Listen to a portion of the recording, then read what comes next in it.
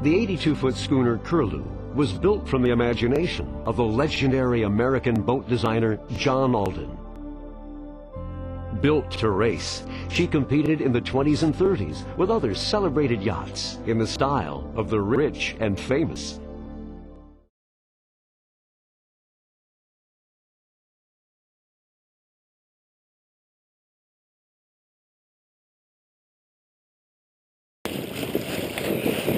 Okay, welcome aboard Curlew, everyone, for our voyage to wellness, for stress relief, and for pure fun. I want to thank Mark Molman here from Wealth Management Network Foundation for sponsoring this in the last 2 voyages to wellness. Thank you.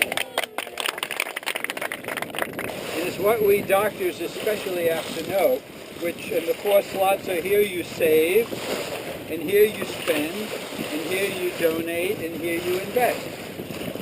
And the investment part is really important for physicians because we tend to think we can control things around us. I can tell you, after hitting 73 years old and 50 years since medical school, we don't know very much about investing. And the bank. So thank you, Wealth Management Network Foundation. You're welcome. So,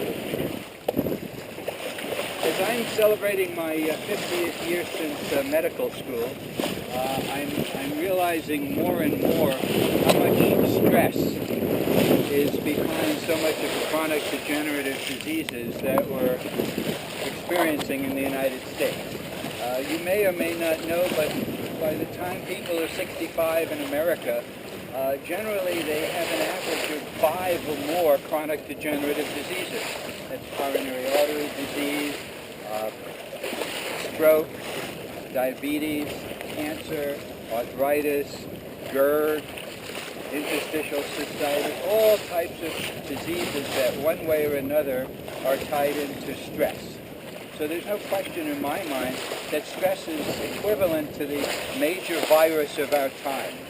And it's affecting virtually every man and every woman and almost every child in the United States.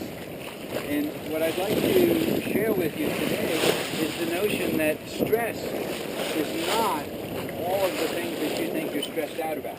Stress is not your teachers and professors and patients and exams and monetary worries or family concerns. Stress is not all of those things that are external to you.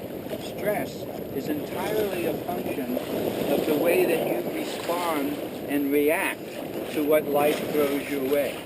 So stress literally begins between your ears, and it's based upon how you respond and react. Now, what I've discovered in my 50 years since I was handed my medical degree, like folks were today by Dr. Clayman, what I've discovered is that people who have a high perception of their ability to cope with what life throws their way, these are people who tend to have lower levels of stress. And conversely, people who have a poor perception of their ability to cope with what life throws their way, these are people who tend to have higher levels of stress. So what I specifically want to share with you now, and there is no essay test, by the way, not even true on stress. But what I'd like to share with you is how really simple it is to enhance your perception of your ability to cope with what life throws your way. I divide it into 3 parts. And it's taken me a long time to get to these 3 parts. Number 1, nutrition. There's no question, and it started with Hippocrates realizing it, and many wonderful physicians since then, realizing that essentially our bodies and minds are what we eat. The simplest way to understand healthy nutrition is eat more plants and don't eat very much. Hello? Now, you don't have to be fanatical about it.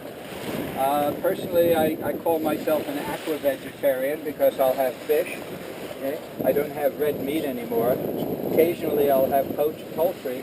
But what I really enjoy at my age, and which keeps me slim and keeps me feeling really energetic and well, I enjoy fresh fruits, fresh vegetables, especially local ones, which get from the farmer's market right now. Fresh fruits, fresh vegetables, whole grains, fresh fish if you can find it, and pretty much limited to that. It is so much more about what you eat than about how much you eat that causes you to gain weight. And you can just imagine, let's see, I'm at a medical school 50 years, so most of my colleagues have gained about a pound a month, or about 10 or 12 pounds a year. So you can imagine 50 years out of medical school, 50 pounds overweight. 30 years out of medical school, 30 pounds overweight. Just look around at your professors, some of these, okay? So, again, really simple. Eat more plants, don't eat much. Okay, that's method number one about enhancing your perception of your ability to cope. Method number two has to do with exercise. You've got to move your bodies. Our bodies are meant to move and to stay in motion in order to stoke up our metabolism. If you don't move around sufficiently, your thyroid function decreases. Hashimoto's disease, which is an autoimmune disease of the thyroid, I happen to have that, that's just skyrocketing right now to epidemic proportions. So you need to move, not only so that your thyroid stays healthy, so that you can hopefully avoid diabetes, hypertension, and coronary artery disease. You may or may not realize that in America, by the time a person is 48 years old, they have over an 80% chance of developing hypertension in their lifetime. 80%. And so much of that is related to stress and, of course, obesity. So, those are the first two methods. Eat well, exercise, and exercise regularly.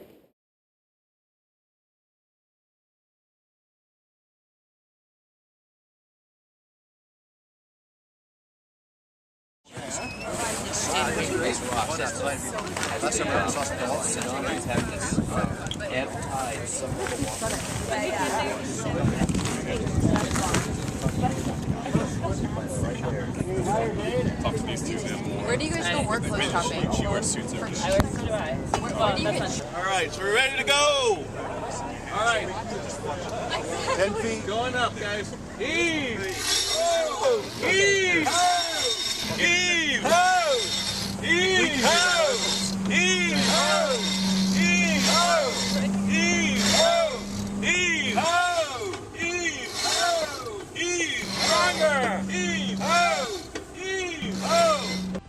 Under the power of the lusty wind, a yacht like Curlew brings out the free-spirited soul of everyone on board. We're right here. Do it.